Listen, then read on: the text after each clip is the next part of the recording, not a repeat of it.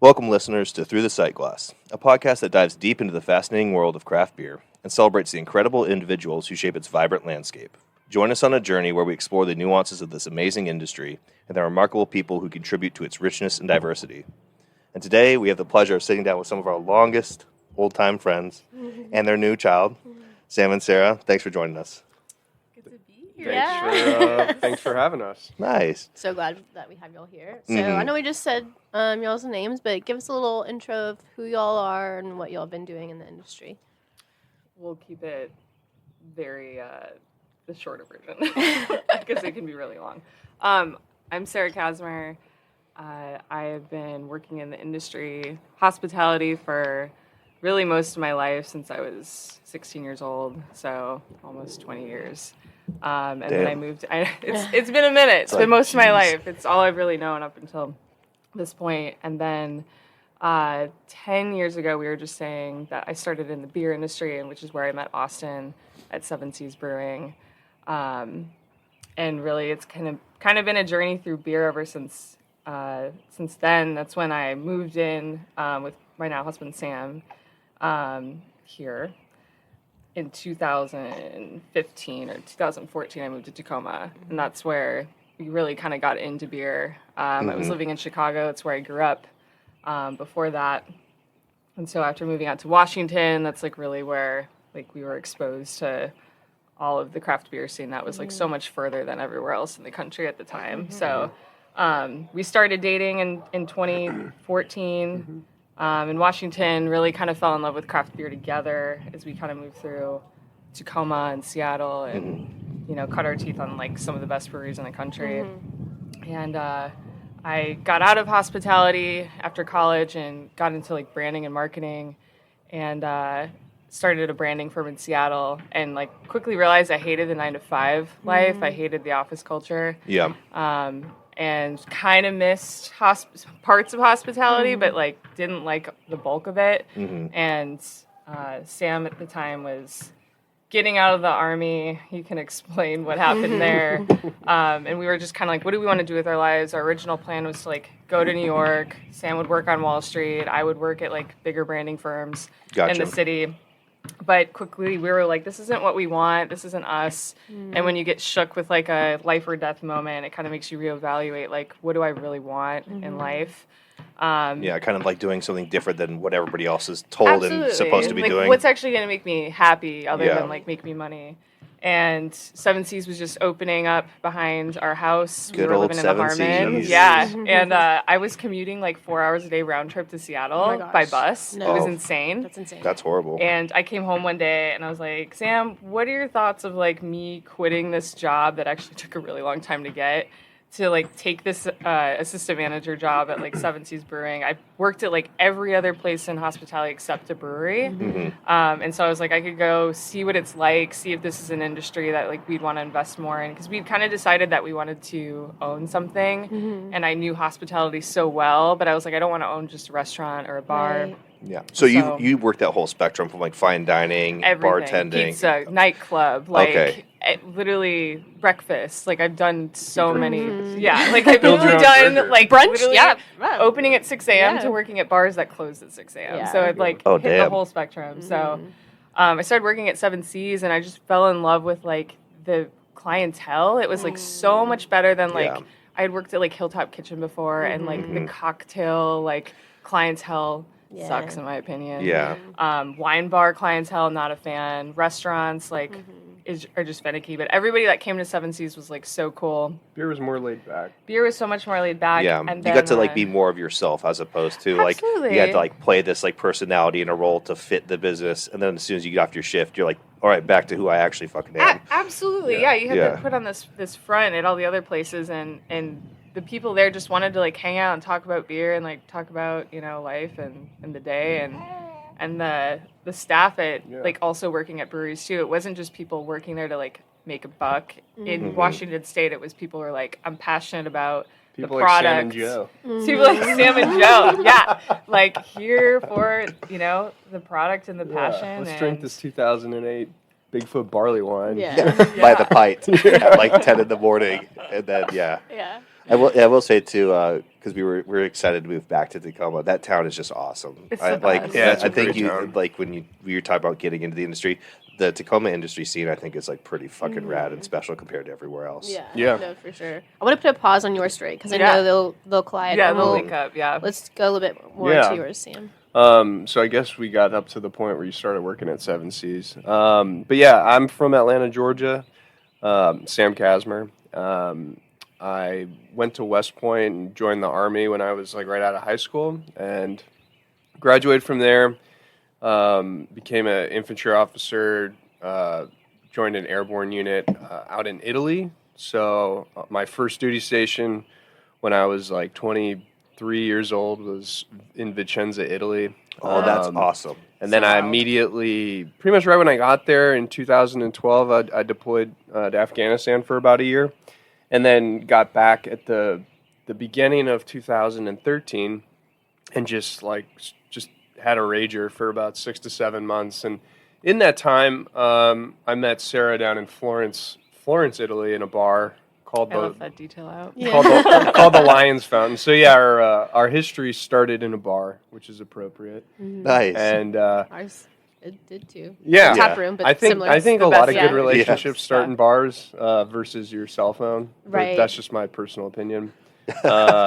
We I love that. We met like right before all the dating apps started. I think Yeah. they weren't really picking up in Europe at all. I think they had started kind of in the States, but yeah, we met the old-fashioned way, and literally just kind of like spent a day together the next day visiting like wineries in Chianti on this wine tour. Oh, fuck yeah. Um, Were you like into wine or like a wine person at that I was point? into alcohol. Okay. Yeah. So like when I lived in Italy, I would just go to this grocery store that was like right underneath my apartment, and I could just get like a liter of wine for like $4. And so yeah, I'd like have some wine, cook a steak. Yeah, so I was into wine because Yeah. It was- you could get drunk. The accessibility. I will say too, being like in your young 20s and doing that, your body too probably the next day was like, oh, fucking no I mean, problem. Do it I again. didn't have a car, so I rode. I had a really sick road bike. So So I you would biked ride. around. I would ride the bike, or I would jog to work every day. So yeah, my body was didn't even know alcohol was going into it. Yeah. I think I might even run off of it for a period of time, like fuel. That's incredible. But yeah, like we spent maybe a day together, and then just went our separate ways. And then a few months after that, Sara poked me on Facebook. I remember the Oh poking. God, I Yeah. forgot you could do that. Back when you could do that, Yeah. and I think it was in and it wasn't considered SA, you know. No, it wasn't. It wasn't creepy or anything. Yeah, Yeah. yeah. It was totally normal back then. Yeah. And I was looking for a date for a military ball we were having in December. Were you back in the States at this point? No, I'm still in Italy. Oh, you're still in Italy. So yeah, I'm Gotcha. still in Vicenza. I'm looking for a date. Not having a lot of luck with the Italian ladies, and Sara pokes me, and we were chatting for a little bit, and like she was just like, "Well, why don't I come out there?" And I think she was joking, but I was like, "Well, I still have, when I got back from that deployment, I had like $75,000 in a checking account because I didn't spend any money, and so Oh, I smart. did go through about $50,000 of that, like from March to September, because I like went to Dublin for St. Patty's Day. I like ran with the Bulls. Oh, in, fuck yeah. Well, that's how money Pamplona. should be spent. Yeah. Oh yeah, I Yeah. spent it, and like literally, the day where I was like, oh, I did keep like 20 to 30 G's in my savings account. For a but rainy day. just for what I'm about to say, like I was in Ibiza with some friends. I think we were at like a Calvin Harris concert or something. Oh, and fuck yeah. we bought the guy that bought the flights to get back home bought them for the wrong day, and so we're like in the airport, and I'm like, dude, this is for Monday. We need to leave on Sunday, and so I'm like, whatever. I'll just buy these with my debit card, and like. They got declined, and I was like, "Oh my god, I think I spent all that money." And so, I literally got on my cell phone and like transferred over like $10,000 and bought these tickets. The point being is, when Sarah said that, I was like, well, like she was really cool. We had a good time. Mm-hmm. I was like, I'll just fly you out here. Like, you have a passport? Like, I you need to be around December 13th or something like that. Yeah, for this ball. And she was like, sure. It felt perfectly on my like 1 winter week break off, like for my final semester in college. I was like, nice. I have to say yes. Yeah. Absolutely. It lined up. Italy for a week. Yeah, I know. Paid all expenses paid. Yeah. 22. You don't say no. Like, come on. Yeah, you Her could have parents thought been she was trafficked. Yeah, absolutely. Did everyone in my life? Yeah, her mom Yes, definitely thought she was yes. going to be getting trafficked. I was like, Mom, who would spend this kind of money to traffic me? Yeah. Like, I'm not. She's like, he's an army officer, and it's like, yeah, but like She's like, sometimes even more they concerning. like go to military prison, right? He could be So crazy. anyway, yeah, that's where we started dating. We So started dating you flew there. out to this ball. I flew Yeah. to this ball. We spent like a week together, and it was Christmas time in Italy, which Beautiful. it was fantastic. Yeah. Like, Yeah. and I lived in kind of in the old town part of Vicenza, where like you step out my front door and it's like cobblestone streets. Like when you're in the main square, there's like red carpet, on the narrow alleyways and a big Christmas tree. That's quintessential. We went to like Venice, and Venice is like all decked out for Christmas, and Verona, and it was like a really great time. And actually, the stars aligned in another way there. Like right the day Sarah was landing, I got a message from the 2nd Ranger Battalion, and I had applied to try to go there like 4 or 5 months prior to that. I didn't think I was going to get picked up just because of the delay, but they sent me a message. They're like, hey, would you be able to come try out in January, which was like in 3 weeks? And so I was like, damn. Sure. And when she got out there, and we spent a week together, and things went really well. I was like, well, I might be moving back to the States. So she went home, and we stayed in touch, and I think, I would say we started dating then, more or less, and went back to the States, tried out, got picked up by the Ranger Battalion, went back to Italy, packed all my stuff up, came back to the States, bought a truck here in Georgia, drove up to Chicago, stayed with her for about a week and a half in February. Was that your first time like meeting her family? I don't even know if I don't know if I met her family hung on out. that I trip. know. Yeah. It was weird, like, telling my family that that like, I think when he came out there is when I decided, we were like, we're in love, I'm going to move to Washington State to be with you. Oh, gotcha. And I don't even Yeah. think my parents had, like, met him yet. Oh, okay. So I was like, they didn't meet yeah. until after People we have done decided far to- sketchier things. Yeah. Thank you. Yeah. Thank I you. mean, Yeah. people get married in Vegas after, 12 Good point. hours. Yeah, dudes think the stripper Yeah. loves them, so Yeah. you know. We spent a few weeks together. Yeah. Exactly. Yeah, we'd spent a total of like 2 weeks together. But That, yeah, The timing of everything is just insane. it's fast. I mean, when you know, you know. Yeah. So yeah, I spent a week with her in Chicago, and then drove out to Tacoma, which is where the Ranger Battalion is, and at JBLM, and was there for like a month, maybe less. I stayed with my buddy in Steilacoom, Oh, yeah. just like crashed in his room, and then deployed again to Afghanistan for like 4 months, and we just like emailed and Skyped.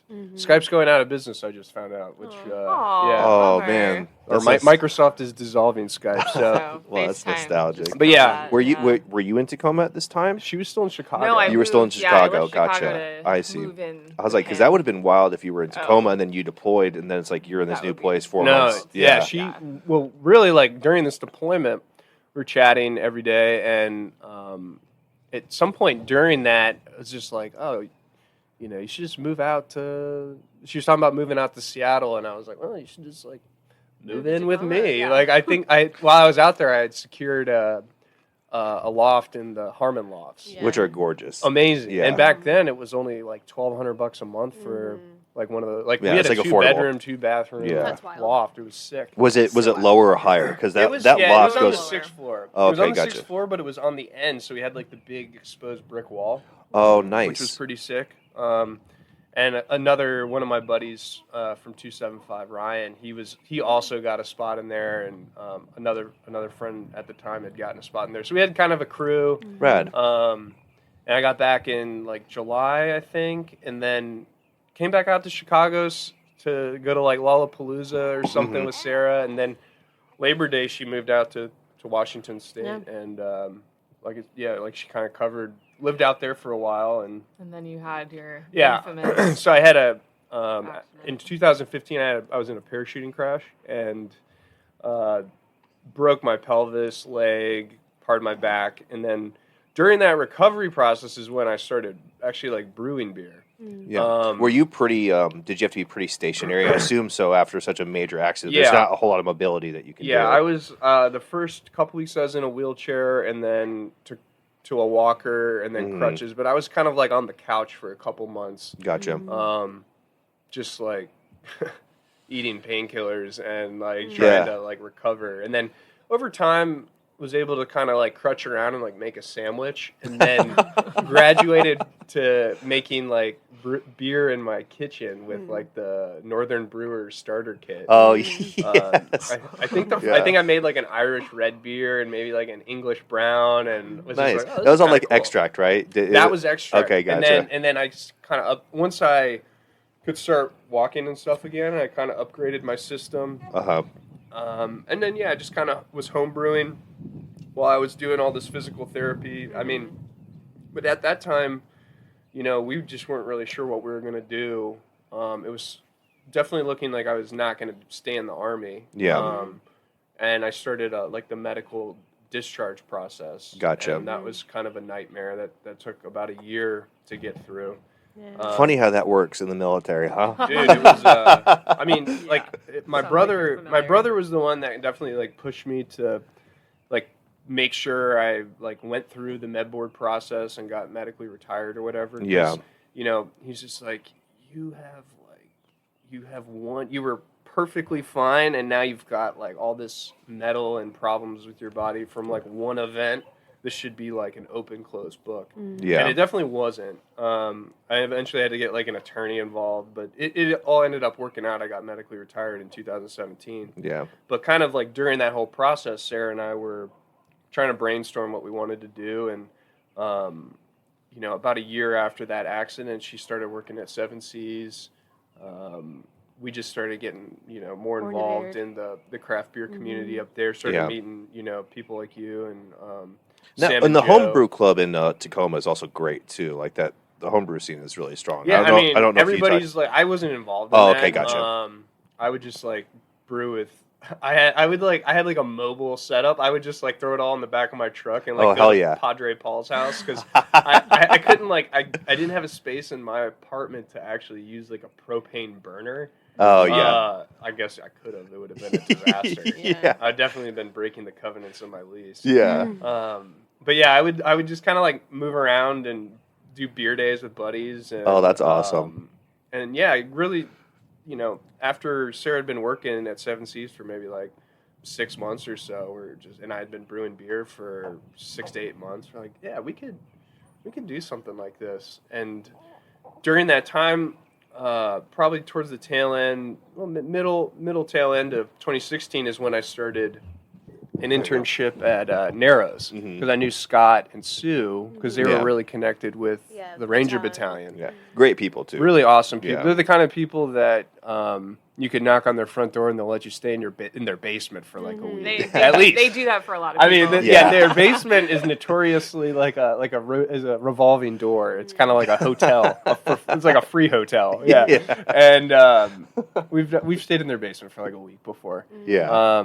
But yeah, Scott and Sue are just awesome, and I was trying to kind of learn more about the business of beer and more of like the commercial manufacturing side of things. And and then like they let me brew on their pilot system, which is when I made that my first commercial beer. It was like a 10% mango Belgian triple. I love it. We all blacked out. I think that was in 2017 after I got discharged in February of 2017. Oh, cool! It's almost like a celebration. Yeah. No, it was, and like, Padre Paul was playing in his one-man band. We were all getting blacked out on this Belgian triple. And then, kind of like between the time I got out and then we left on our like beer discovery adventure. Yeah. I picked up a job at Brewers Row. Oh, and so I was yeah. bartending We there. love Brewery. Yeah, it's still around. Yeah, we go there whenever we go It's a back. solid Best spot. breakfast Really good burritos breakfast Yeah. burritos. Ever. Just a good spot. Just kind of learn. I was a busboy in high school, so that was my experience in hospitality. And then I was an officer, and then I started bartending for a few months just to kind of get a taste for what the industry was currently like. And Yeah. it was awesome experience. And but yeah, we did that until about July of 2017, and then put everything in a storage unit in Tacoma. And I built like a small platform over the wheel well in the back of my truck with like a big pull-out cabinet. And then Nice. and then we hit the road and started in the States and drove kind of like up into Canada. We wanted to do some backpacking and exploring national parks while we were learning more about craft beer in the States. And went up to Banff, Yoho National Park. Oh, gorgeous. Kind of like got a taste for all the beer up there. Through Glacier, the Tetons, Rocky Mountain National Park, Yosemite, Kings Canyon. Am I missing? All throughout Washington, did like some stuff in the Olympics. But yeah, basically we just like stop in breweries the whole time, visit family once we got to the Midwest and into the Northeast and the East Coast, and then parked the truck back here in Atlanta at my parents' house, and then spent like a few weeks figuring out how we wanted to tackle the next phase of the trip. And we decided we wanted to travel through Mexico, South America, and Europe. And Sarah thought it'd be a good idea to like start a blog and reach out to all these breweries while we were doing that to kind of have a purpose to the journey. Yeah, kind Yeah. of similar. It's to very your similar to experience ours. as you build We're out just- your business yeah. model. Yeah. like, Yeah. that's what we did. Yeah. Which for it, us. we've it's supremely it's super useful, and the perspective that you get, it's I don't know. There's no Yeah. other way to do Yeah. it, which I think is great. Taking notes and Absolutely. discussing things and Totally. And we'll get into it, but yeah, it's definitely shaped like how we built our business. And as you get into the industry, I'm sure you guys have been in like some cities where the beer culture is a little incestual and it's kind of redundant, and you don't see a lot of new stuff per se Right. outside of like that city. And to a certain extent, we've found some of that here in Atlanta, where it's like, oh, like the brewers in this industry here, most of them have all been in Georgia, all learned how to brew at Sweetwater, Yeah. and there's just not a lot of the creativity bubble. It's a creativity bubble for Yeah. sure, and It's- you don't it get a lot of stagnates. influence, right? Yeah. So I think it's really cool to be in a beer scene where people are coming from all over the country to work and to brew, because you just get so much more of an interesting diversity. Yeah. Yeah. in- What was in the beer. What was the blog called? Hop it Voyagers. Hop Voyagers. Is It it was still great. up? So yeah, we it's rebranded so it live. to Elserwhere Adventure Adventure Club. Oh, okay. Yeah. After we can get to that at some point. But yeah, Yeah. we basically would We would like Facebook message, because you couldn't like call these breweries in Colombia, and so Oh, yeah. first of all, we wanted to go to. We were always going to go to Europe, but everyone knows Europe is like the beer mecca. So we're like, we'll get there eventually. But South America is really interesting to us because we couldn't find anything on the internet. Like there were no like articles about the beer industry in South America and Yeah. what was going on there. And so we're like, why don't we just like let's go like investigate, Yeah. and it'll No, be some that's interesting awesome. things to write Ground about. truth. Yeah. Someone's got to pave the way. Yeah. Yeah. And when we got there, we're like, oh, this is why. It's wild. Yeah. Yeah, it's just they don't have access to like anything that our country has or that Yeah. Europe has. They're using like dry yeast and I see. like, Gotcha. So it's- some of the ingredients and maybe even the processes. Yeah, they Well, don't I mean, have, the, like, the good fresh hops commercial, and it there. was more like the equipment was like and they were brewing. A lot of the places were brewing really great beer, but it was Yeah. like, it was on 1-barrel systems, and they're doing like 5 to yeah. 6 runs in a day. A day. For a Oh, tap room. damn And right. so Yeah, like having it's crazy. consistency That's in a nuts. system like that is pretty crazy. And then like they're brewing beer on this system, and they've got like a full-blown tap room with a kitchen, and they're serving all the beer in that. It's just crazy. Yeah, I feel yeah. like a lot of, especially in South America and in Mexico and whatnot, your business it immediately becomes like some form of like family style. So it doesn't just have one component. It typically has like 3 to 4 components because it's like, oh, well, your cousin does this, or oh, your brother can do this, and so it can't just be just one thing. I want to hear. Do y'all have any like cool? I don't know, a story or I don't know. Is there something that like stands out from your time In South America? Well, I think the first brewery we went to in Colombia, it was in Bogota. We were in Bogota. Colombia was a very wild place to go, but I don't know. The one that stands out to me was the place in Colombia where we. Not a fan of Colombia. Yeah. No, Colombia. Hi, baby.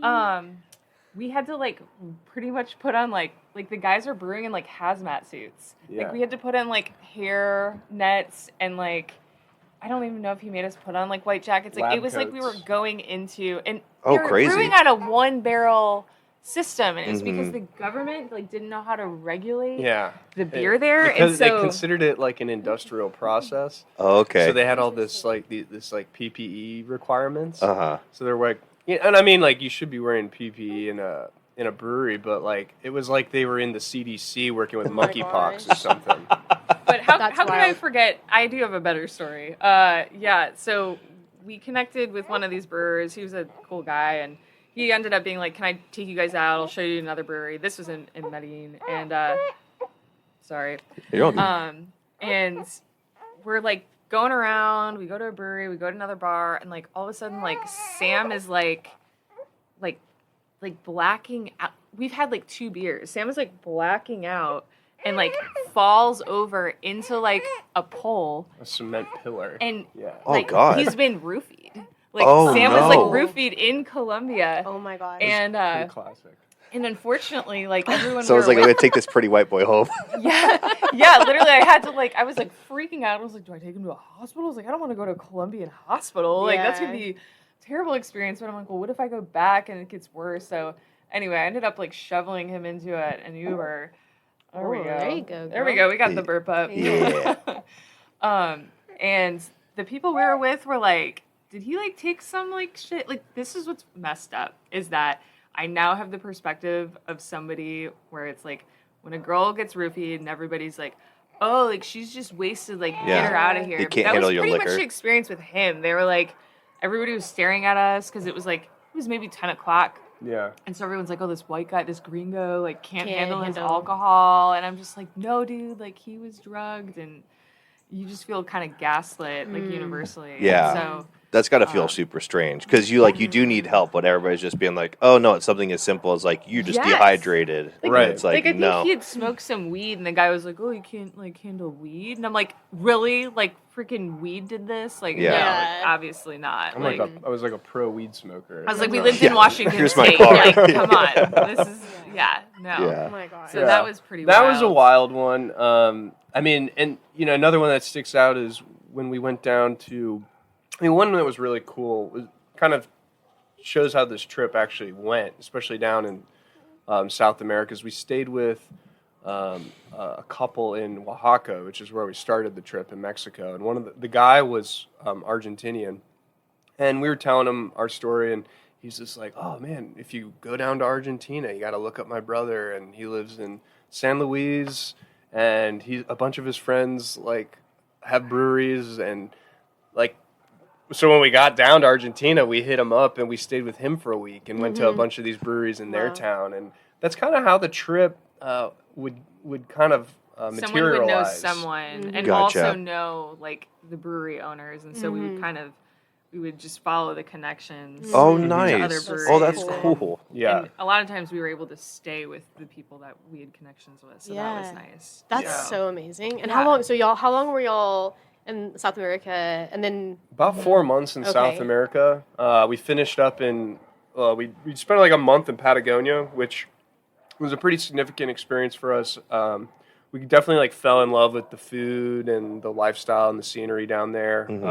One of our good buddies, I don't know if you know Tony Munson, but he lived in the Harmon, and I don't. Doesn't ring a bell.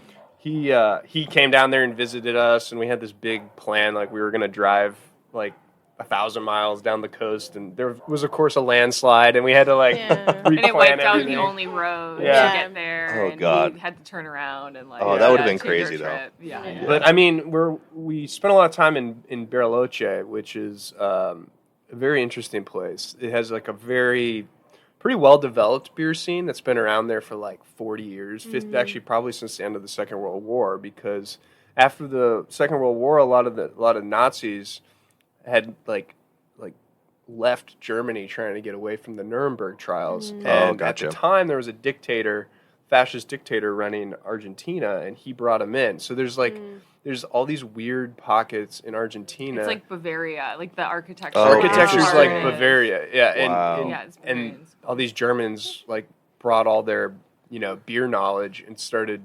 Or That's where the beer scene Yeah, started. the beer scene Oh, started that's in Argentina. crazy. Wow, that's Yeah. wild. And they have like really good growing conditions in Argentina for growing hops. Oh, okay. So they don't have the equipment to really process the hops yet. So the hops aren't great, but the beer scene there is definitely like taken off. And our first time there, craft beer was just kind of becoming Starting a to thing. pick up. Oh, damn. So you got to watch like this beginning of it. That's kind of how all of South America was. It was like how you would imagine California was in the late 70s, probably. Wow. Like we're in Sierra Nevada, they're like brewing on dairy equipment. Wow. Yeah. Oh, what a It was trip. a similar kind of feeling down there. Wow. But yeah, I mean, I think we finished that up in like February, March of 2018, and then came back to Atlanta to kind of plan the Europe stage. Yeah.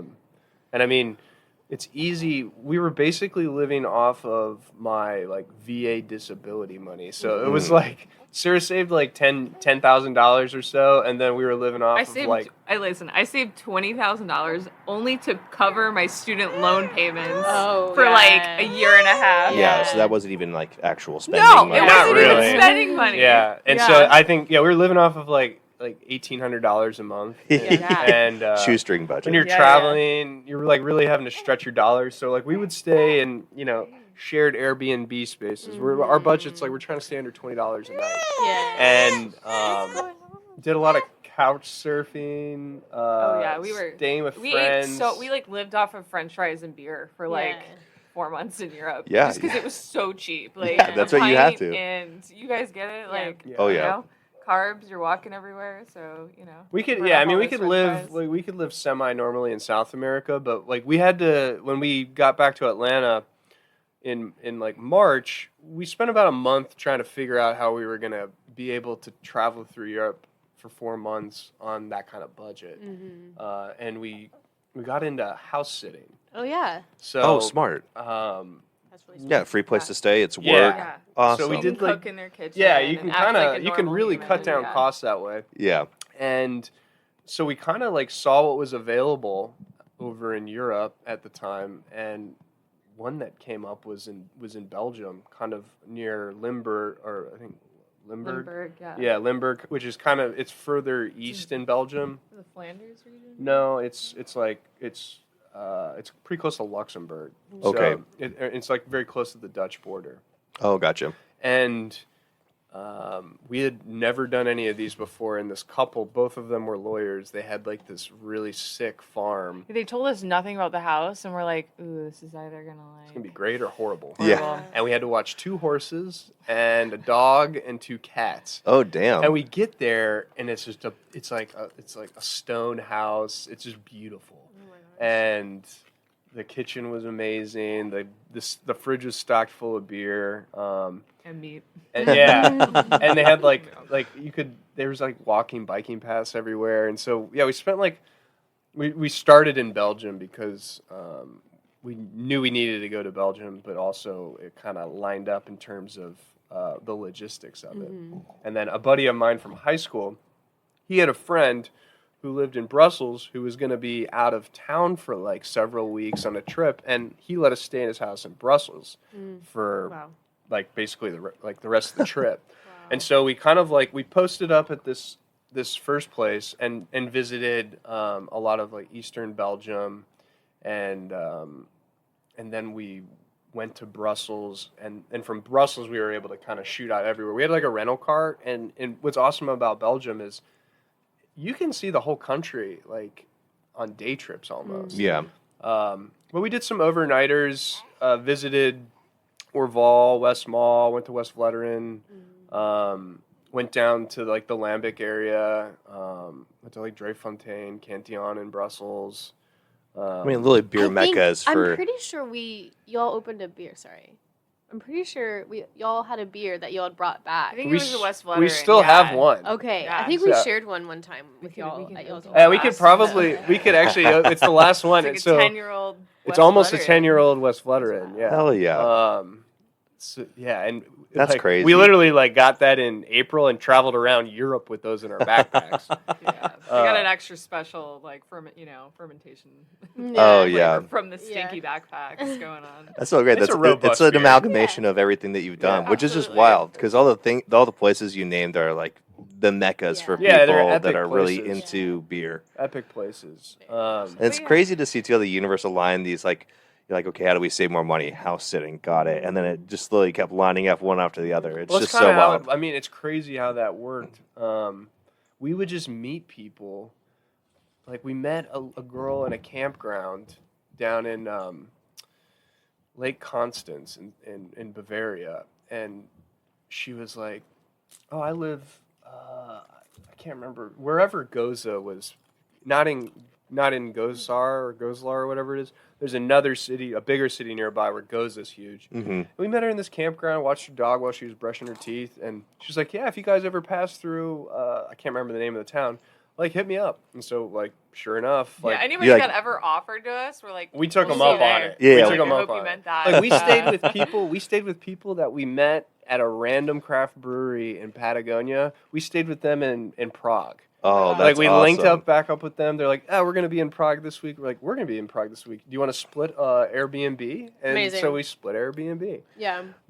How were these people that you were meeting? Were they cool? Are you still connected with some of them? Or? Yeah. I mean, like, I don't like regularly chat with a lot of the randos. Okay, gotcha. We comment on each other's stuff. Yeah. Yeah, the occasional poke. Yeah, if they still let you poke people on Facebook, it would be a poking kind of relationship. There you go. That's awesome. No, it's fun. It's been like, that was like the real fun part of all the travels was getting to like learn everybody else's stories and different Yeah. in different, countries and parts of the world, and they all like introduced us to cool parts about beer that we probably wouldn't have experienced or, learned without like their introductions. So, yeah. Were there any like key things throughout the whole travel of like, I'm sure y'all did the blog. I'm sure y'all probably had a running list of different things that y'all like saw. Was there anything that That's Walter. Yeah.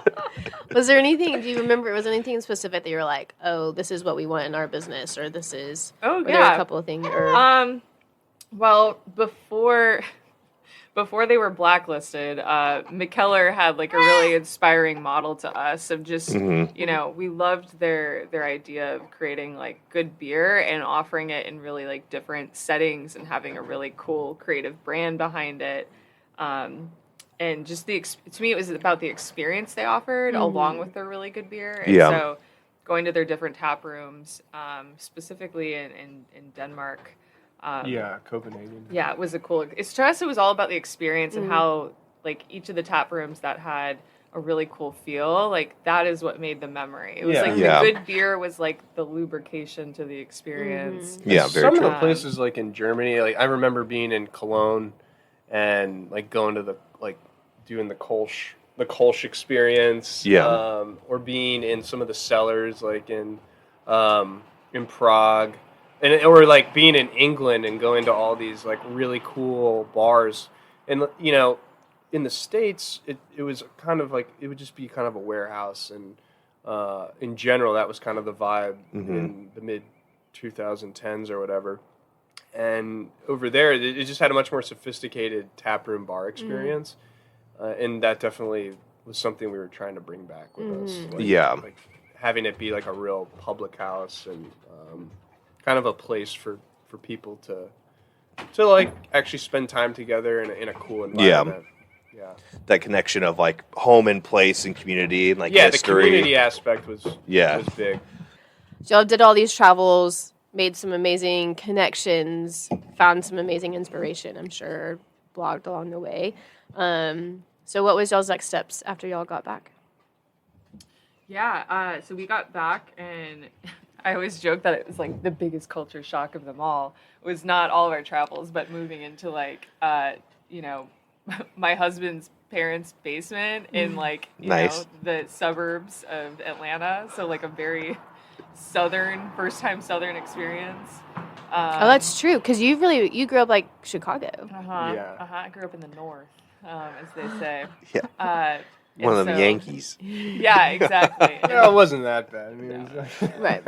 I joke with Deb and Randy because I got there and immediately it was like, we have multiple baby showers to go to, and you're attending, and a Southern baby shower is very different than like a Northern baby shower.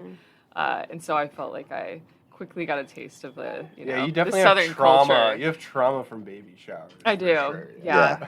So when I had our baby shower most recently, the weekend we closed Elserwhere, I was like, I want it to be completely non-baby shower like just an open bar, party, good music, good beer. That was a I was like, reaction this is to- how every baby shower should be. Yeah. But yeah, I mean, we moved into my parents' basement and tried to figure out how we were gonna get this thing off the ground. Yeah. Did you guys have like a business plan? But at the time, we didn't have a business plan yet. Like while we were traveling, we were kind of like thinking about what we'd want to put in the business plan. Yeah. But yeah, when we got back, we would just, basically spent any time that Sarah started working in the city at a brewery, and we started writing the business plan, like it was 50 pages of it. It was pretty much Damn. like, all right, I think a challenge for us was opening a brewery in a scene that we didn't have a lot of connections in. We saw an opportunity in Georgia when we would come back to visit Sam's parents. We would be like, let's go check out the local breweries. And at the time, it was like Just weren't a lot. Sweetwater, Monday Night Brewing, maybe Arches was open at that time, but Oh, gotcha. outside Wild of Heaven, that, there weren't many handful. Atlanta breweries, and we're like out in Washington, where Yeah. there's a brewery every block. Yeah. Some of the places So- you'd been had like 20 or 30, and then Yeah. Right. And so we were like, well, if we want to open a brewery, as much as we'd want to do it in like Washington State, it would make more sense to do it in a city that could use better beer and use more breweries. So that's why we decided to do it there. So when we moved here, it was like, okay, we need to like get ingrained in the beer scene as soon as possible. So I got a couple part-time jobs at a bottle shop, bar, and at Halfway Crooks Brewing. And then Sam had started at Wild Heaven Brewing. And while we're doing this while working on our business plan during the day, so that was kind of like our daytime job. And then at night going to bartend. But we were driving like an hour and a half into the city each day with traffic. Ouch.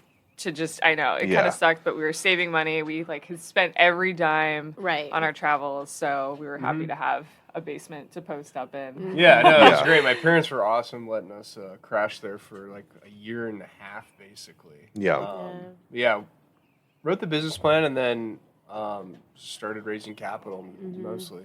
And that was hard, trying to convince people that you don't know to give you money to start a craft brewery when you've never started a business before, Right. or Yeah.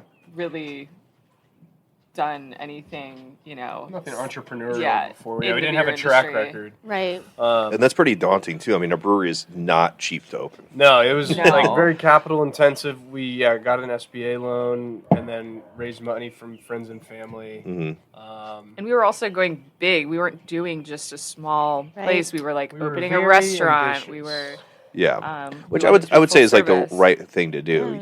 I think you don't want to be too cheap or too small at the start. So Well, in retrospect, I'm like, I wish we did open up like a boneyard, like something super Oh, yeah. tiny, so that if it like, it's harder to fail in that way. Like there's just less You're more flexible. overhead. There's Gotcha. less. Yeah, true. Yeah, you're more flexible.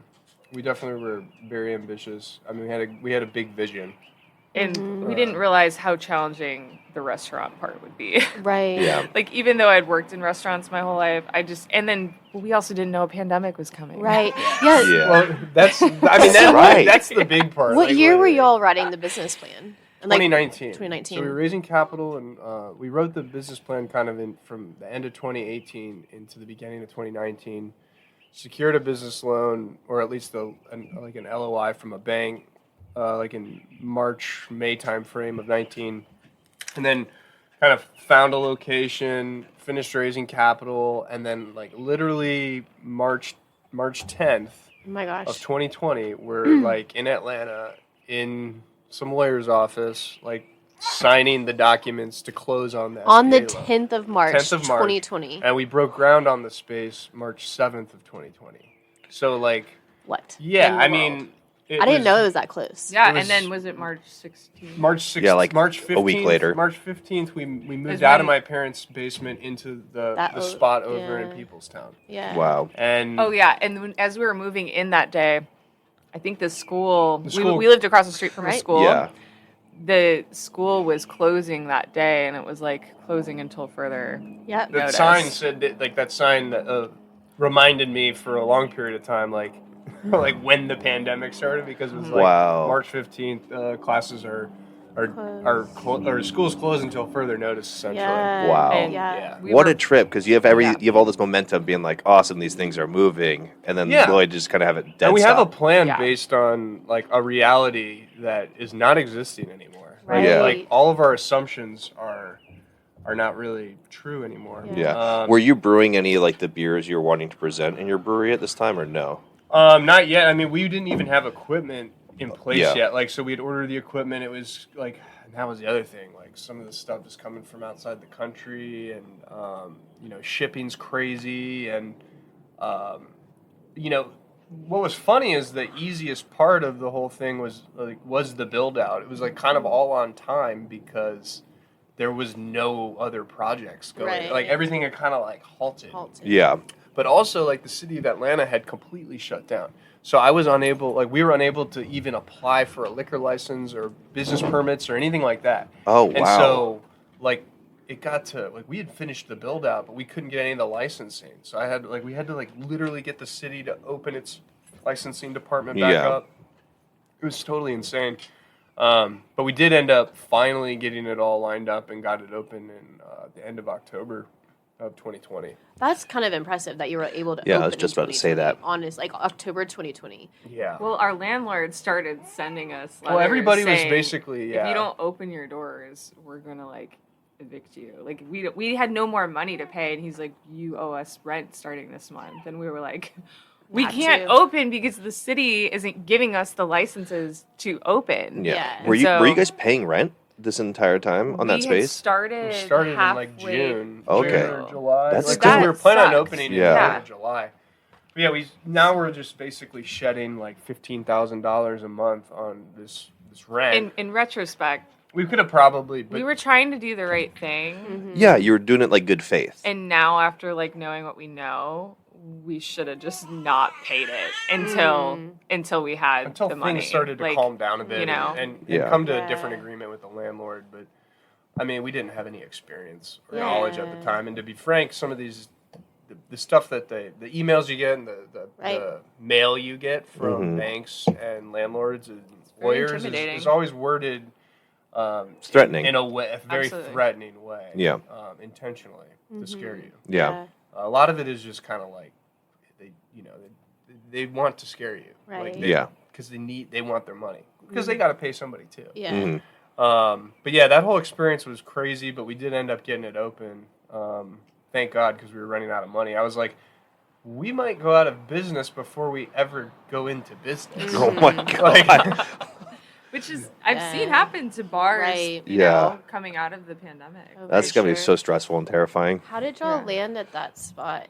How did y'all find There that was location? not a lot of good real estate in Atlanta Mhm. At that Um, time, yeah. at that Not a lot of time. stuff was available. Well, Yeah. Atlanta is hard because there's only a few areas that are like really popular and what I would consider like really good real estate opportunity, and those spaces almost never open up, and so it's kind of challenging to find one, like an attractive space, but two, one that can like house a brewery. Mhm. Yeah. So to find like 5,000 square foot in an area that's like popular to go, is really hard to do. And so when we found the space in the Beacon in South Atlanta in Grant Park, we saw the Beltline was being developed.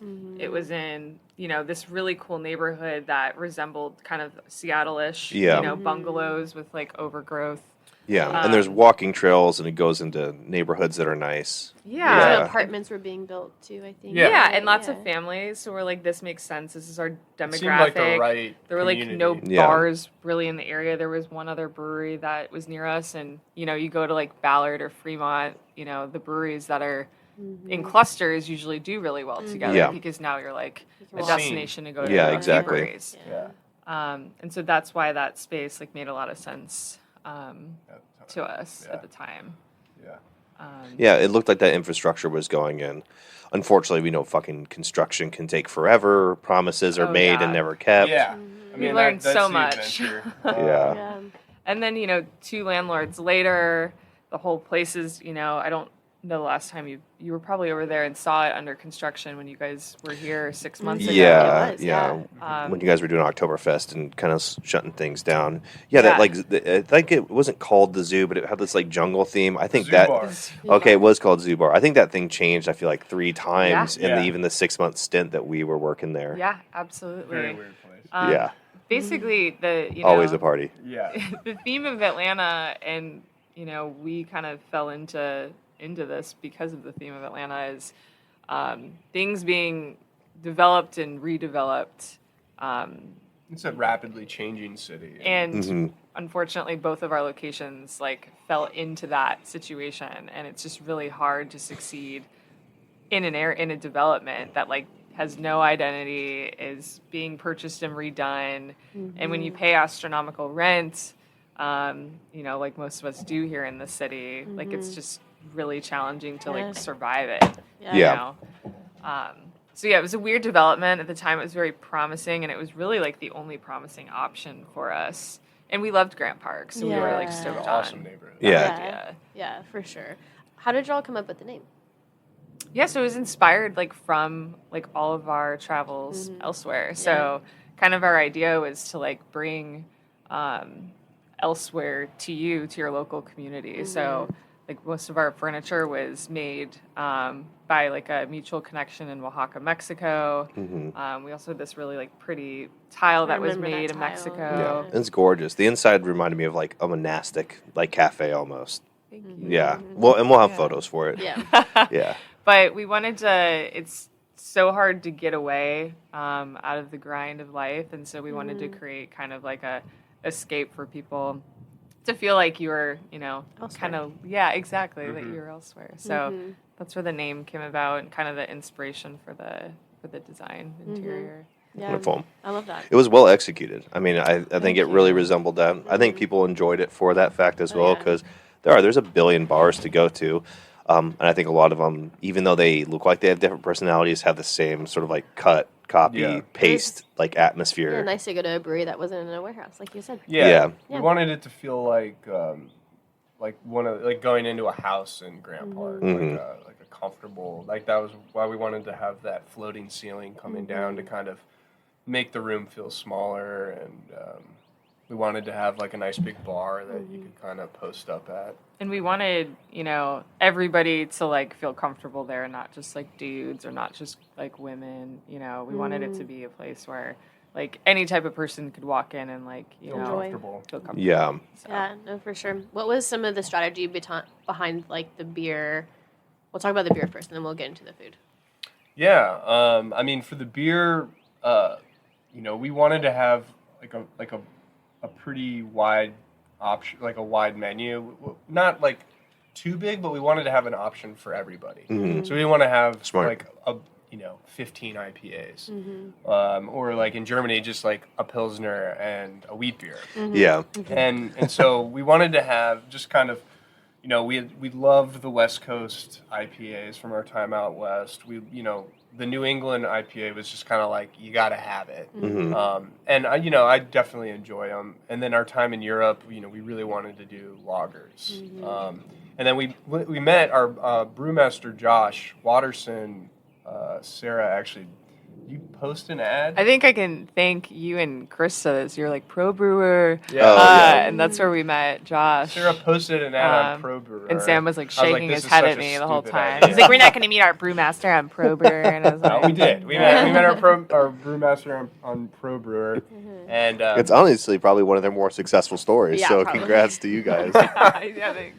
but yeah, we met Josh on Pro Brewer, and like he was kind of looking for a change, and he was out visiting another brewery in Georgia, and so we sat down with him, and he worked with us as a consultant at the beginning, and we just had a very similar preference for beer. We loved kind of like the classic Belgian saisons and Trappist beers, huge on lagers. I think he shipped us out some of his beers to try because he was in Texas at the time, and he sent his Kolsch, a dark Czech lager, a West Coast IPA, and I think maybe some of his like bottled beers. I think he was doing some mixed culture stuff. Oh, okay, gotcha. And we just drank them, and I was like, oh, this is like all the stuff we want to do. Once again, another universal alignment. It's like, Yeah. perfect. Did we just become best friends? It was kind of like, I was like, this is a match made in heaven. And, and just kind of like being in Europe and drinking all the beer and different glassware and stuff. So we wanted to have like different styles and glassware that would kind of like go with it and give it a little more of a unique drinking experience.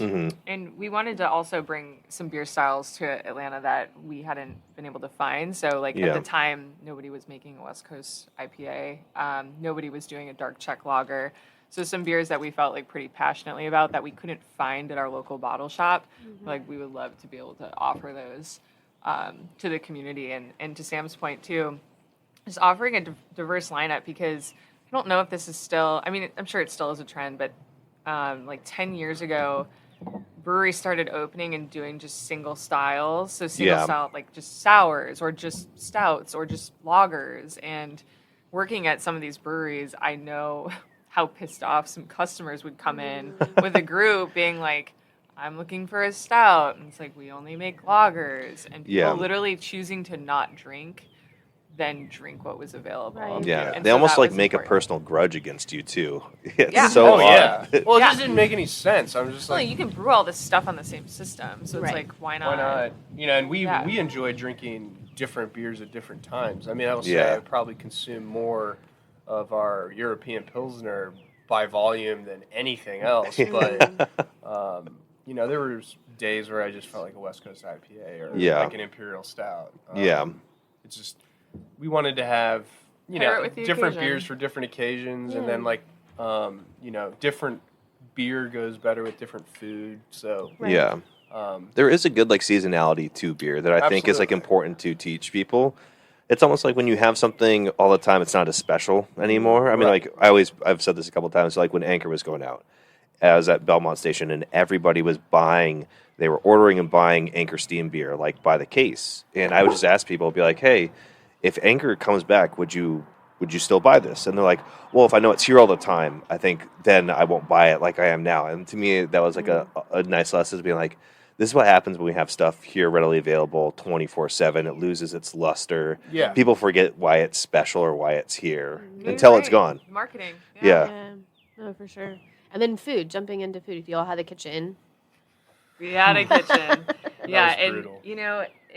that's why I think it's so important to, if you can, start small, because it's treated more of like a test, a test kitchen, a test business. Because if we had the money to do it over again, like we would have done an extremely simple food concept. Like, as much as I was like, I want to do something different. I don't want to do pizza, or I don't want to do tacos. Pizza's like the no-brainer. That's what we Yeah. absolutely should have done. Yeah. And Yeah, so pizza and hot dogs. We had a big kitchen. We had like 1,000 Yeah. square foot kitchen, and it started with such a large team and chefs that wanted to spend more money than we had, and But the original menu was like an Argentinian like inspired, because we were down. I remember we were down in Buenos Aires, and we were sitting in a bar, and it was just these two dudes behind the bar.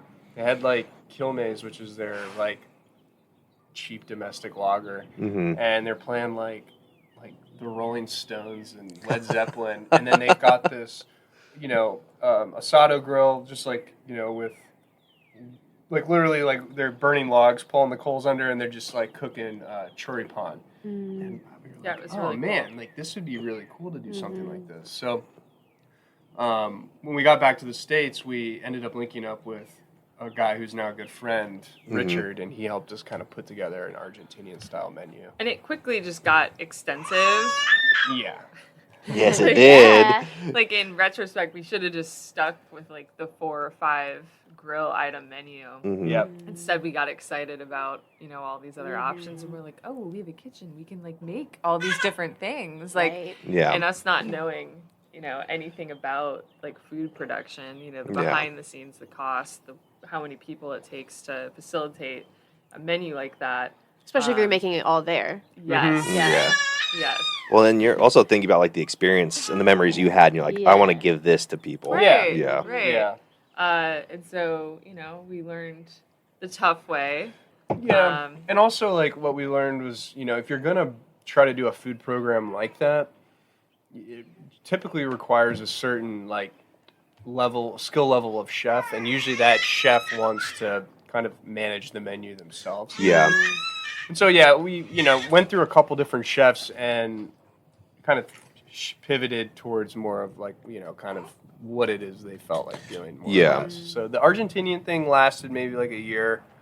And then I think it was a year. on and on. Yeah, I mean, it kind of like, I think like the chorizo and a couple things like the empanadas. The empanadas were there I from remember beginning to those. end. Mostly. Yeah. Maybe with a So gap good. there in between.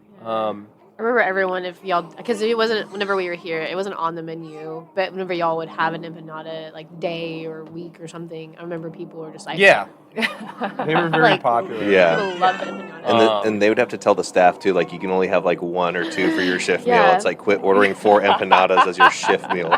Yes. They were very popular. Yeah. It But goes great with the Pilsner. Yeah. It's so good. the kitchen was very tough. She's super chatty. Love it. The kitchen was tough. I think we kind of figured it out towards the end, but ultimately ended up just doing more bar food because it was a thing. What we noticed is what people wanted to eat when they were crushing beers was like burgers, fries, and chicken wings. Yeah. So you kind of learn what the market wants and, meet them kind of halfway. And Yeah. I think you definitely had a demographic that appreciated and saw what you're doing, and they would come in. But you saw the majority of your customers people, were like most of the customers, smash burger, fries. Yeah, Y'all did people have a would killer come smash in burger. and be like, do you have a burger on the menu? And clearly they weren't craft beer drinkers. They'd be like, do you have a burger on the menu? And we're like, no. And they would like leave. And you're like, wait a minute. Yeah. Did we lose a customer over not having a burger? Yeah. And if you're in a time where, craft beer is booming and you don't need that person, Right. then It's a that's thing, fine. but- But for us, we were like, we need everybody. Yeah. Yeah. I mean, the the demand store. in the industry is definitely changing. Like in 2022, 2023, inflation and like I think just when people would go to the grocery store, they're spending like $70 on 10, like 5 to 10 items. Yeah. They're not going out as much, and so like you can't afford to lose any customer. And so you really have to pay attention to what the market's looking for. Yeah. no, The for pandemic changed people's buying habits drastically. Oh, big time. Yeah. Big and time. I know We there hear that across the board. Yeah. Y'all aren't the only ones. Yeah. Yes. yeah. Yeah. It wasn't just like, it wasn't just like certain goods or products or like aluminum. It was like people watched what they spent because everybody thought they were dying or the world wasn't going to open back up and Yeah. didn't know if and when their job would come back. Yeah. Do y'all remember like kind of the reception when y'all did open? Like obviously it was It was October crazy. 2020. Yeah, but, I like, remember it was insane. Like there was just like a gigantic line of people outside,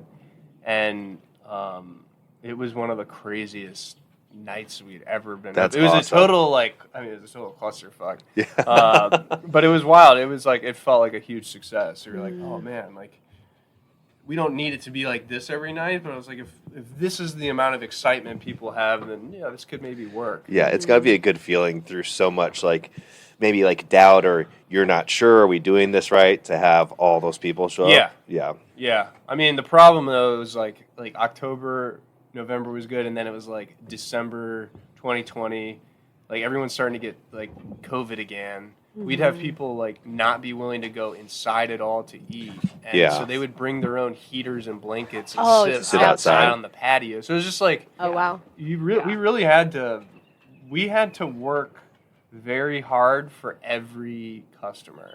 I mean, by the end, Sarah was probably, we would have events on Tuesday, Wednesday, Thursday night, maybe live music on Friday or Saturday. We'd have 1 or 2 drag shows a month. Like, I mean, we were having to try a little bit of everything. Yeah.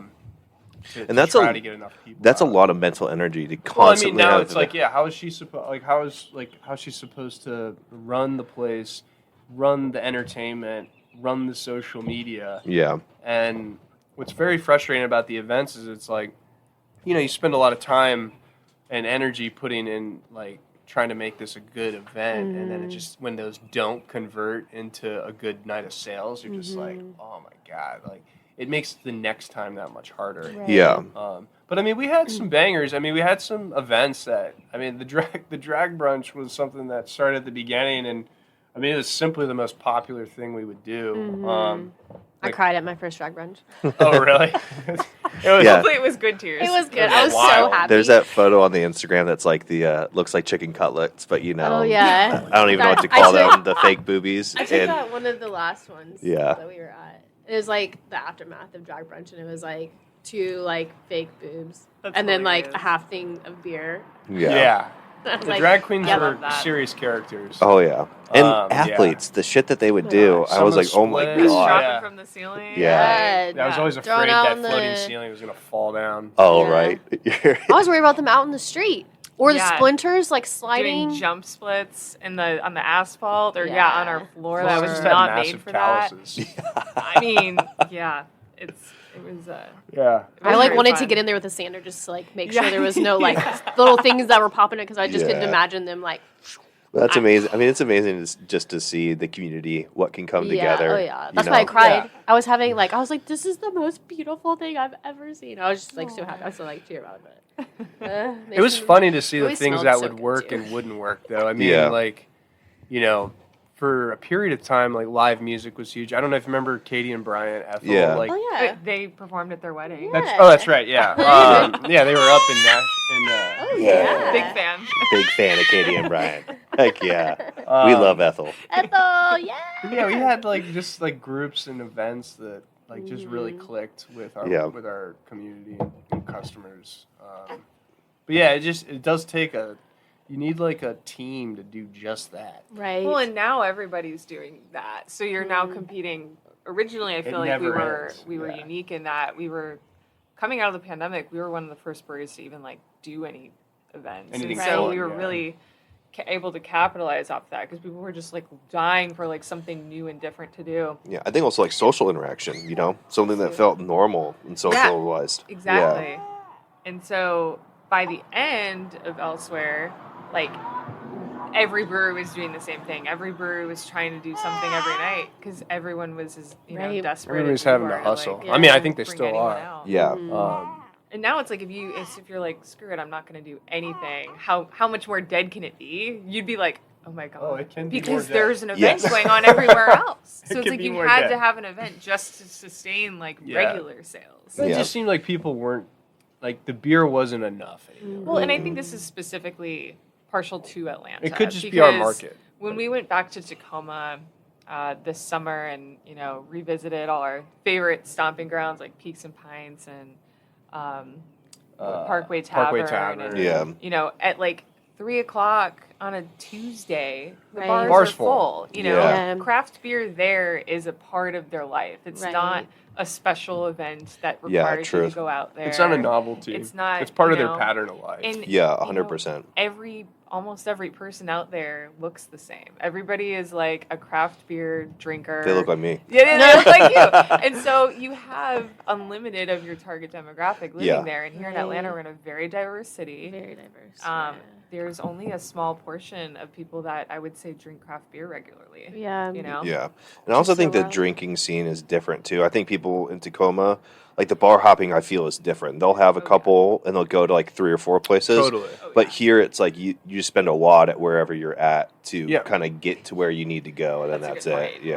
Like It's it's hard the to nature of travel, the it's city hard to get too. Like around. it's hard to get around Atlanta. Yeah. Like it's so spread out. You kind of like Right. will stay in your neighborhood, but you might just go to like, and that was another function of like people not having as much money to spend. It's like, man, we're just gonna go out to one place tonight, Yeah. Right. and then go home and, Right. and chill. So I definitely think it is pretty specific to Atlanta. There might be some other cities that are probably struggling a little bit with the same thing, but I think it does seem like it's very specific to Atlanta as well. People also drink less here, and I think Yeah. it's just a byproduct of being in the South. Right. Like Sundays are a ghost town around here, and I Mhm. don't even think it's because everybody is so religious and they're not drinking. I think it's just because there isn't a vibe on Sundays that stems from that initially, Right. but like momentum, there was never enough momentum to like build up a Sunday fun day. Yeah. Like, Yeah. college football in Oh, yeah. general, cookouts. People do a lot more time. They spend and this could also be a function of the pandemic, but like if it was college football weekend, like you're not gonna see anybody in your place because they're at their friend's house having a barbecue or something like that. Yeah, they're gathering at people's homes. Yeah, they're gathering at people's houses. I definitely think that might have increased during and after the pandemic as well, Right. for a number of reasons. But yeah, it's every market has got its little its unique characteristics. Yeah. And like the college football thing, and it's like it's a universal theme, unless you're like a very special sports Sports, bar or yeah. something like that. Yeah. Like people aren't gonna go out for the football game. They're gonna go to their buddy's house and watch the football game Gotcha. and not have to like. What brought that about and what y'all did with that? yeah, the second location was kind of like a Hail Mary, to be completely honest. We figured out we'd been functioning at this location for like 2 years at the time, and we were like, this whole place is under redevelopment. The Beltline still wasn't paved. For anyone that doesn't know what the Beltline is, it's a walking and biking path that goes around the whole city of Atlanta. And the sections that are finished are like super populated and very popular to go spend the afternoon, like hopping around bars and restaurants. And we're in the south section, and the south section is still on like, I don't know, year 8 of not being completed. Oh, Jesus Christ. And so we were like, it'll definitely happen this year, is what we said. It was like the mantra every year. So we're like, all right, it's not going to happen anytime soon. We need to think quickly. We're losing money, and we need to survive. And so some developers that were very passionate about Elserwhere had approached us and asked, like, would you consider opening a second location in this space? And, at the time we were like, we don't have any money and we can't get approved for a business loan. So we would love to, but we can't. Well, they came back like 6 months later saying, well, what if we funded the whole project as investors, and at the end of the day, you had nothing to lose if it flops. And we're like, that's well, awesome. that's an opportunity we can't refuse.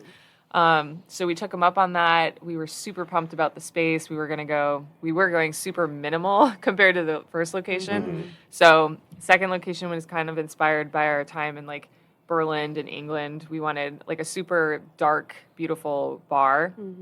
Like really like a huge emphasis on the bar to come sit. We had some like beer on some side pulls. Oh, nice.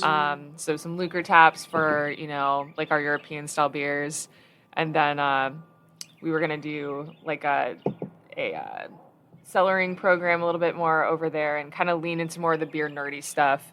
Okay. No restaurant because there are food, like eateries surrounding us as neighbors. Oh, that's cool. So we were like, cool, we don't have to mess with food. People can pick up pizza or tacos and walk over to us. And then the tap room is like really bright and large and a lot of whites and then covered in plants because what people loved the most at Grant Park were like all the plants. And so we're like, let's just lean into this. We love plants. Yeah.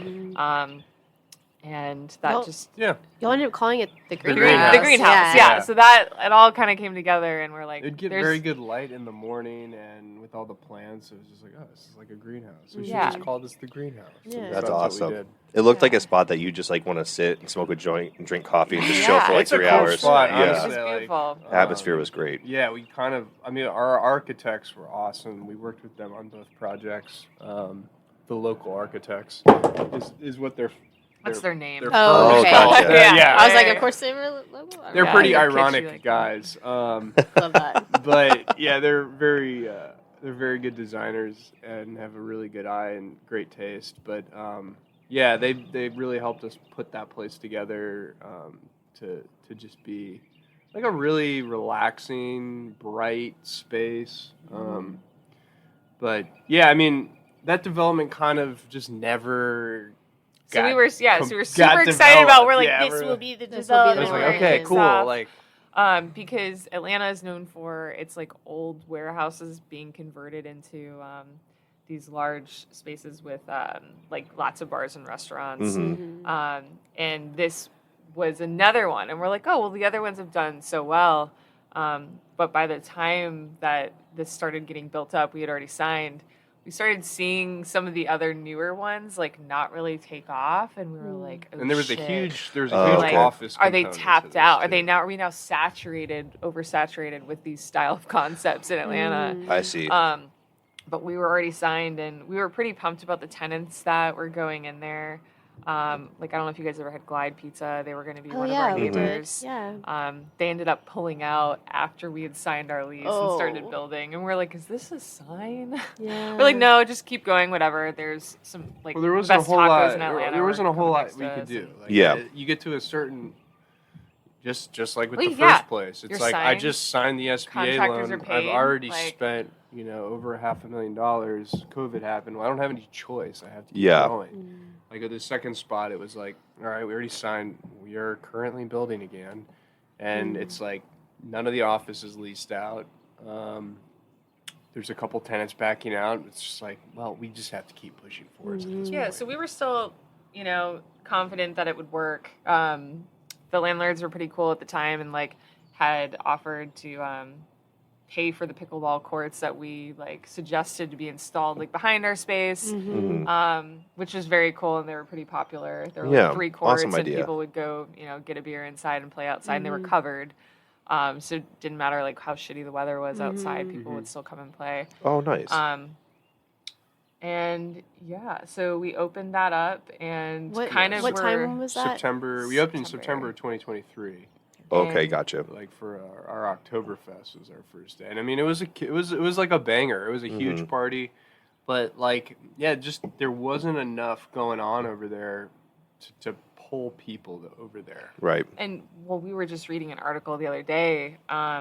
Like over 20 renowned restaurants in that neighborhood closed since we closed Oh, in the damn. last few months. So it's not just specific this to specific y'all. neighborhood. It's, Yeah, it's kind of hard to get to. It's like its own island, and there's just too many places for that island. So it's like Parking. I mean, parking's there's a a lot of like nightmare. weird little logistical things about it, but yeah, I mean, it was a really cool spot, and when it was and when it was like we had a great event going on, it was a really fun time. I mean, I loved going there a lot more than I liked going to Grant Park. I think Grant Park had so much baggage in my brain, and the greenhouse was just like, this is working. Like, yeah, it was just again a It ran much more itself. simple concept. We put a stage in at the greenhouse because events did so well at Grant Park that we're like, we love live music more regularly there. And yeah, we could go there, and there were no servers, there was no kitchen. It was just classic like bar service, and was so much fun. easier to manage. Yeah. And, a good It time. was fun. I mean, the foot traffic just was never there.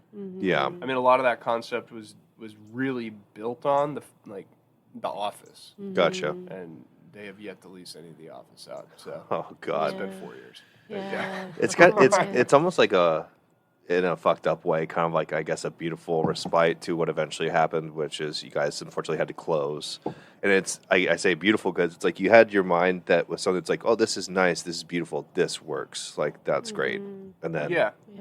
unfortunately, Yeah. we're now into this part of the story. No. I mean, and honestly, it's honestly like fortunately, it's, you never know what the other side is going to look or feel like. Yeah. And now that we're here, like, I think we were at such an extreme state of burnout, functioning on burnout for like really since we like opened. Yeah. You know, 4 like I years. tell everybody, when we opened, as we were saying earlier, like we started in a black hole. Like we started with negative funds and then trying to get ahead in the pandemic with the cards we were dealt, from the developers to the economy to the lifestyles to the cost of goods, like we just couldn't do enough to keep up. And so it was this constant battle that when we finally decided, like, let's just close, like coming to terms with that was just such a like release where we're like, oh, nice. Yeah, no, it was good. And I mean, I found out I was pregnant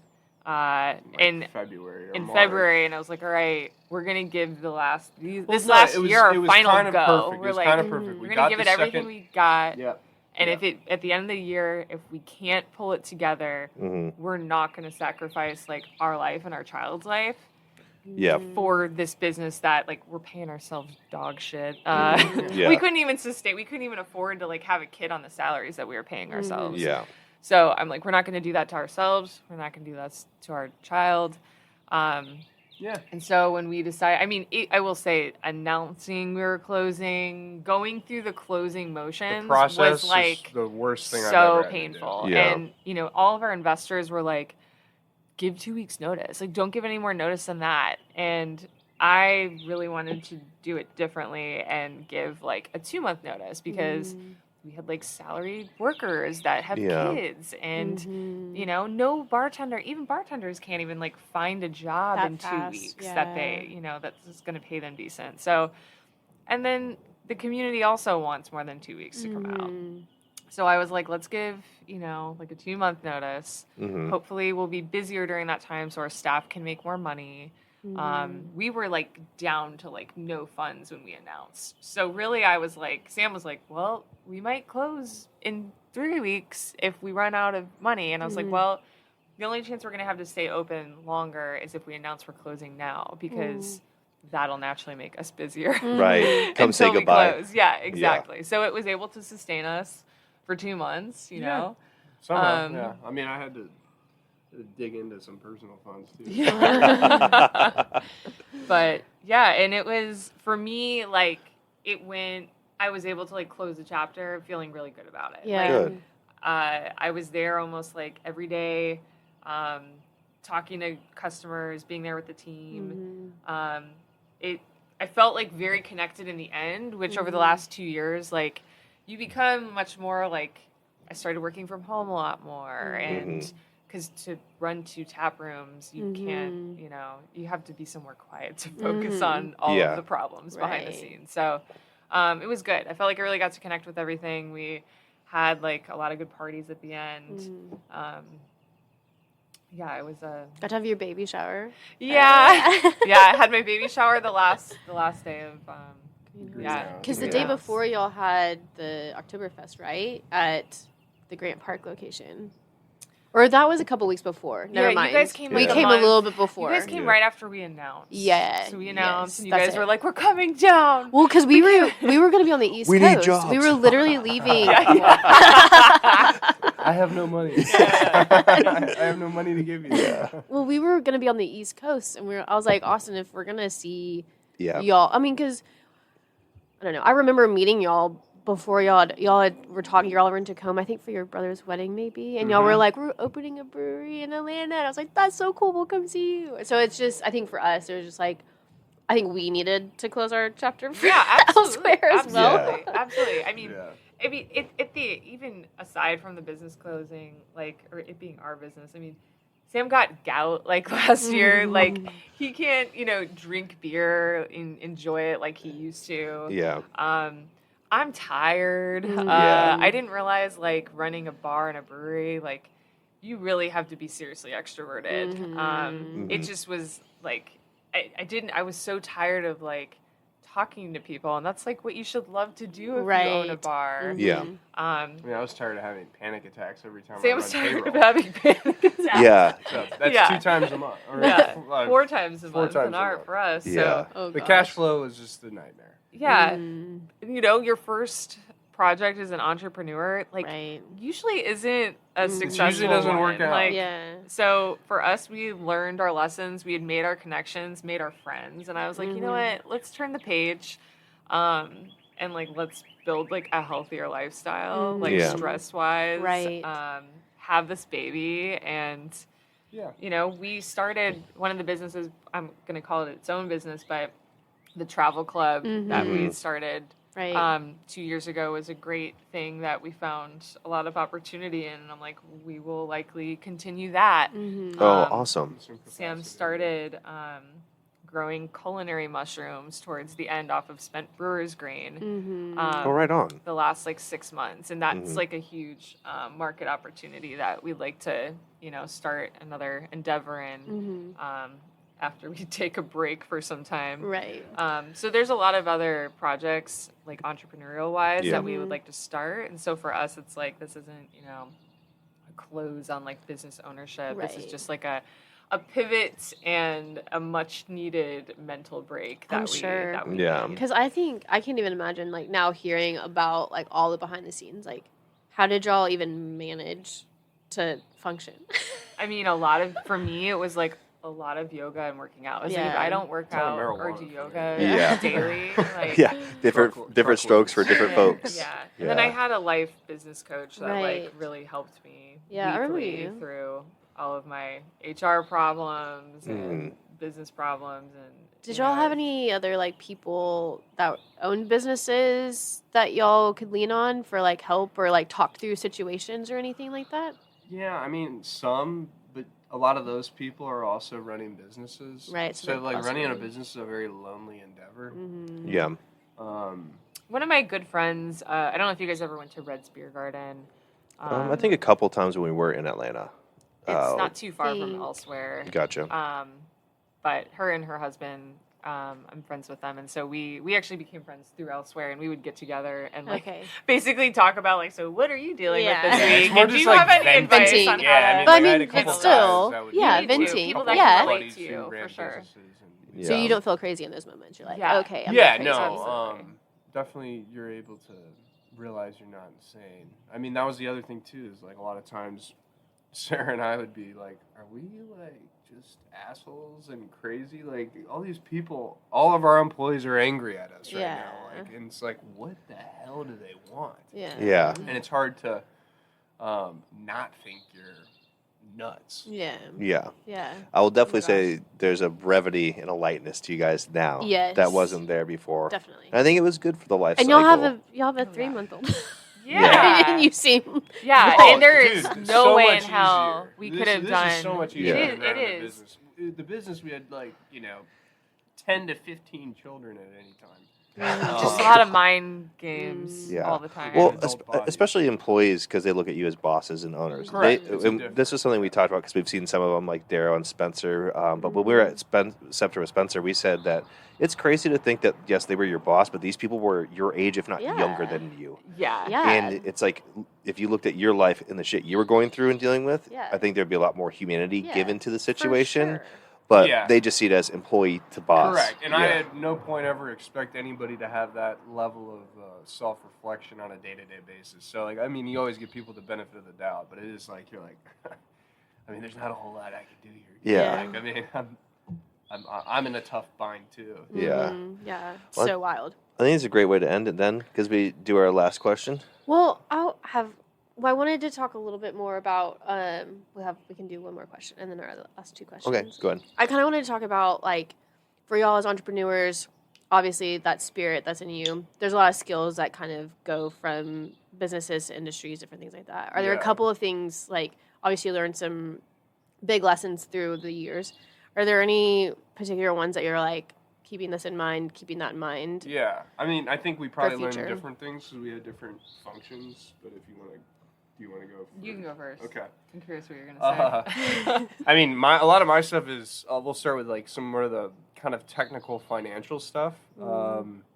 Debt is a very dangerous thing. It can ruin a business. I think we would have. I wish I had taken on less debt from the beginning and had a better debt to equity ratio. I think it would have been beneficial to have another partner in the business, perhaps, who had deep pockets, somebody that we could go to get capital quickly, not through a bank, and potentially at at a lower rate or maybe a line of credit. So I think the big lesson I learned is you need to have access to cash because you don't know what's going to happen and you really don't know how the plan's going to work. And like kind of from day one, we didn't have access to capital, not access to really good capital. And so, it was very hard to react to contact, and we were constantly dealing with cash flow problems. And so, like, if you're constantly worried about cash flow on a weekly basis, about running payroll, it's very hard to think about how to grow the business. That was a big one. It would have been great to have another partner in the room with a little bit more experience and a little bit more cash, or at least access to a line of credit. Or just like skin in the game where we didn't have to pay them a large salary. Like I understand why a lot of owners are like the brewmaster, because you don't have to pay, someone else. Yes, a big brewmaster salary, to make quality beer. So I think having, another partner or two that could contribute work-wise to the brewery and not having to write a large paycheck to every week. Yeah. At least to get, everybody off the ground at first would have been Definitely. been nice. For me, I think I said earlier, like starting small. Yeah. I I was about to say the same thing. You got to test the concept before you sink too much capital into it. And then Inner Voice was really smart. I don't know if you guys ever made it to We Inner did, Voice. yeah. Cool. They're great.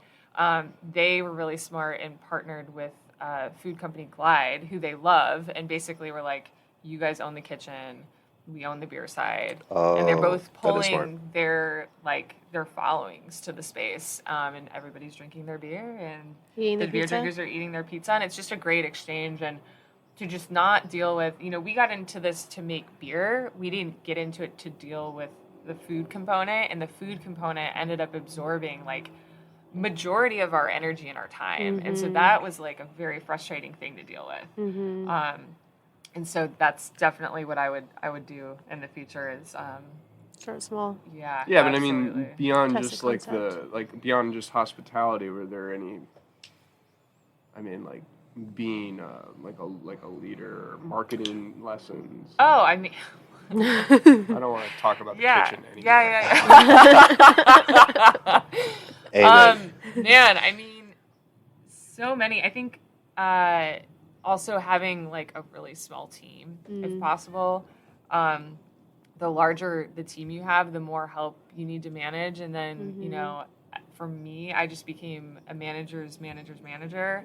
And I spent all my time into like helping and coaching the managers, and then having to focus on them and how they were coaching their team members. And it was a lot of, the bigger your team is, the more time you spend just specifically on like interpersonal relations with the team. And for me, I wasn't able to focus as much on the creativity of like branding and marketing, and that's kind of like where You wanted to be. Yeah, and I could have grown the company more. I would have had more time to grow the company through marketing channels had I had the time. Right. But you were dealing with the she said. Yeah, we got to get rid of this manager. Now I'm going to have the GM for the next couple weeks as we figure that out. And, This one manager knocked me up. Now we're going to have a baby. No, I'm just kidding. Don't tell Sam. I would have noticed. That makes sense. Honestly, learning, I learned more at this job than, going to school for 10 years would have taught me anything. I wouldn't take it back for the world because I just know so much more about everything in life than I did know 5 years ago. Yeah. I think another big thing I learned is know when to quit. Like, I'm a grinder, and so it was hard to know when to stop. Yeah. Yeah. No, for sure. Know when to fold. Yeah. Yeah, and I think it's okay to like close your doors. Like, there was a brewery around the corner from us that like I don't know how or why they did it for 10 years, but they were like exhausted the last 5, and we were just like, what are you doing? Like, it's okay. It's okay. You know what I mean? People close all the time. Yeah. So sometimes an idea doesn't work, and that's fine. Yeah. I am really excited for y'all and what's next. I thought your cats were Sophie. Oh. And so I was like looking at the She beauty can monitor. see And I'm me. like, She can see me. I think she's just like, Mom, Mom, what are you doing? Oh, that's Yeah. so funny. Switching Sorry, over I to- was like, No, it's "Is he fine. crying? No. No, it's Echo in It's the, Echo in the van. window. You're all good. But But- I am really excited for y'all for like what's next. I think the things that y'all have learned in the time that you've done, like just being able to have some time for yourselves and like go to school, have a baby, cool Yeah. things. I would throw this out for advice for anybody, not even just entrepreneurs, but someone said it to me recently, and it makes a lot of sense. Don't pick the job before you pick the lifestyle you want. Pick the lifestyle you want and find a job that that fits is very into smart. it, because we picked the job and we also had a lifestyle in mind, and our lifestyle that we want does not match the job that we picked. Right. Yeah. And when you open up, when you start a company, you can't just quit. Yeah. And Yeah. I think that's been the hardest part the last 5 years. Is it's like we don't want it. We want to travel. We want to do all these things. Like we want to not think about work when we're not there, and we couldn't do any of it. Yeah. And it's because that is the lifestyle of Well, of yeah, owning a brewery. It's part of Yeah. being an entrepreneur, though, too, is like you have the opportunity to design a life because you're creating a job for yourself. Yeah. And it's important to think about what that life is going to look like, what you want it to look like before you start designing your business. Right. Design your life in your mind and then create a business or entrepreneurial endeavor that can Fit that. it can support Support that, that. yeah. It obviously it won't support that right off the bat, but the business plan should consider that. Like the growth of the business should be growing to get you closer to that. Yeah. And like over like time. looking at a craft brewery, like that was, I mean, it would have had the probability of it growing in a way for that to work was very low. I was a little naive and was like, oh, well, we're going to be different brewery owners. We're going to be able to, like, trust our management team. And it wasn't even about trusting our management team, But at the time, I was like, we're going to be able to, like, leave for the summer and, like, come back. Right. Yeah, when the I was like, the only way that's going to generating happen is lots if of we money. have a brewery that's producing 10,000 barrels of beer and Yeah. it's just, like, running like a machine. Yeah. Yeah. But, Or we sell back it and in we just live off the 2018, proceeds. we thought, Yeah. and we thought the The Atlanta growth- beer market yeah. was going to go in the same trajectory as it had Yeah. in other cities, and it did not. And you only know what you know until you know it. Absolutely. Yeah. And we're not coming out, we didn't lose anything. Yeah. Like, No. that was the best part. Oh, yeah, start a business with don't put any money into your business because, unless it's real estate, and then put money into that. Yeah. But, we didn't, Yeah, I mean, we started with nothing, we ended with nothing. the bankruptcy couldn't take anything from us. Like, we didn't Yeah. own a house at the time, so they can't take our house now that we now own. Nice.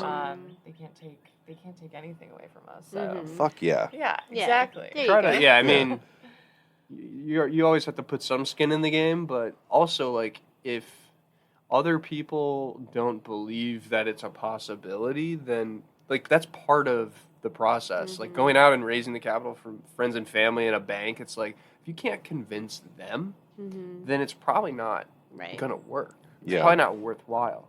So it's in like to caveat off that, it's like, yeah, I mean, don't like sink your life savings into it as a first option. Like like try to find money from other places, because like that is a good exercise in testing your concept before you open as Yeah. well. Right. Yeah, for sure. I love it.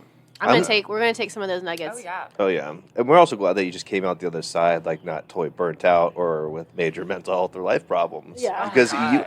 how many people we watch in this industry, they're like still in it or come out of it, and they're like a totally different person, like totally fucked up, and you're like, damn, that sucks. Yeah. Absolutely. I mean, Yeah. I definitely couldn't felt think that of way it, in yeah. September or October. I thought I was losing my mind, but yeah, I mean, you just kind of work through all that baggage, and then Yeah. You yeah, know. you get to the other Good. side. I mean, I'm just like, I got to the other side, like, but during the process, I was like, oh, I don't know if I'm an entrepreneur. I don't know if I could ever do this again. I'm like losing my mind. I could jump off of a building, and it's Subtle. like, and now I'm just like, now I'm like out looking for jobs. Like, yeah, I'm probably an entrepreneur. I'm probably gonna end up like Yeah. being involved in a startup or running my own business again. It's like, it just takes some time Yeah. to let the pain Yeah, you gotta let the dust settle. Good. wash off. I guess I'll go ahead and ask this. It ties in a little bit, but this is a question that we ask all of our podcasters. if you were to give your younger self a piece of advice, what would it be? It doesn't even have to be like business or brewery Yeah. related. That's like a question you need to think about. Yeah. We've had a couple people that were like, "Oh yeah, buy a house when I was in the 3rd grade in 2008." Yeah. Yeah. Yeah, take that $80,000 and buy some Bitcoin. Yeah, exactly. In 2013. Try to explain that to your mom on like a landline. You're never gonna believe this. I guess literally everything they just said was I know, was very I knew similar. everything. Yeah. You just knew everything. Yeah. I feel like a lot of times when you get told a piece of advice, you don't necessarily take it Right. until you make the wrong turns and figure it out yourself. And then you like recall back like, "Oh, that's what that Remember- fucking person remember- said." yeah, exactly. Like, remember when they told me that? Or, Yeah. I don't know. I don't Does think, anybody like, I'm mind? also a kind of person, I don't really believe in, like, going back and changing things. I'd probably just tell myself to keep going. Yeah. Hell yeah. There you go. Yeah. Yeah, I mean, I think it'd be like life is only going to get harder and harder and harder and harder, but every hard step you take, you're getting prepared for the next harder thing. Yeah. Yeah. So Very true. it's like the things that get thrown your way are only going to strengthen you so that it sounds depressing. Yeah, no, but, I mean, like, it until does, you get but to that's the next truth. hard Yeah. step. It's My like, mom hey, guess what? said- This is not the hardest My thing you're mom- going to do. Yeah, It's you- only going to get worse. Yeah, exactly. That's Like, what I would have told myself. You think it's bad now? It's not even close. Getting blown up in Afghanistan is bad? Yeah. You're going to get a parachuting crash. Then you're going to go through a bankruptcy.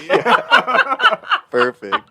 All based off because you brewed a Belgian beer. You're like, this is great. Great. So Why? fun. Why did I do that? My mom used to always say, what you're doing now prepares you for what's next. Absolutely. So, like, That's Yeah. that is a much Yeah. more polite and Yeah. subtle way. But the I thing, like the you way do you next, said it. the thing you do next will be harder, and it'll Yeah. be more painful, and you'll be like, "Wow, that was super Yeah. easy." Like, Yeah. I think there's So a I think it's, you can do it. Like, Yeah. you are tough enough to get through.